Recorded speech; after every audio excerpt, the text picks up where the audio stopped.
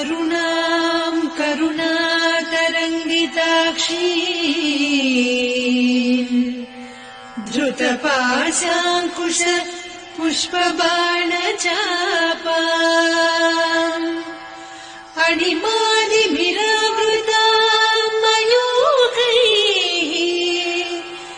अहमित्येव विभावये भवानी।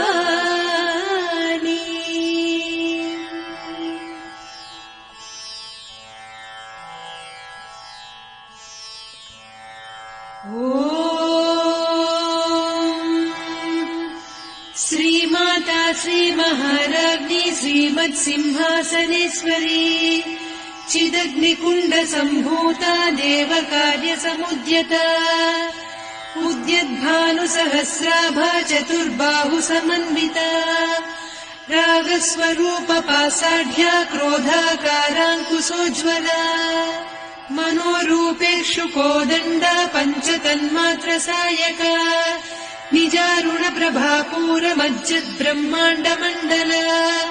चम्पकाशोकपुन्नागसौगन्धिकलसत्कचा कुरुविन्दमणिश्रेणी कनत्कोटीरमण्डिता अष्टमी चन्द्रविभ्राजदलिकस्थलशोभिता मुखचन्द्रकळङ्काभमृगनाभिविशेषका वदनस्मरमाङ्गल्य गृहतोरणचिल्लिका वक्त्रलक्ष्मी परीवाह चलन्मीनाभलोचना नवचम्पकपुष्पाभनासा दण्डविराजिता ताराकान्तितिरस्कारिनासाभरणभासुरा कदम्बमञ्जरी क्लुप्तकर्णपूरमनोहरा ताटङ्कयुगलीभूततपनोडुपमण्डला पद्मरागशिरादर्श परिभाविकपोलभूः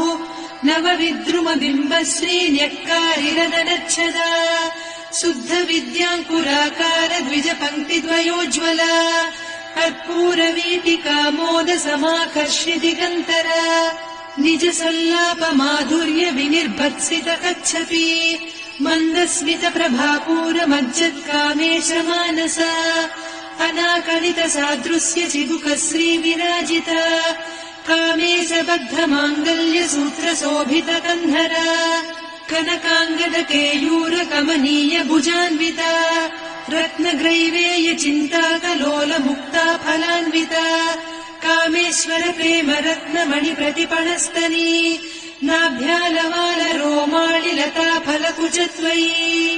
लक्ष्यरोमलताधारतासमुन्नेय मध्यमा स्तनभारदलन्मध्यपट्टबन्धवळित्रया अरुणारुणकौसुम्भवस्त्रभा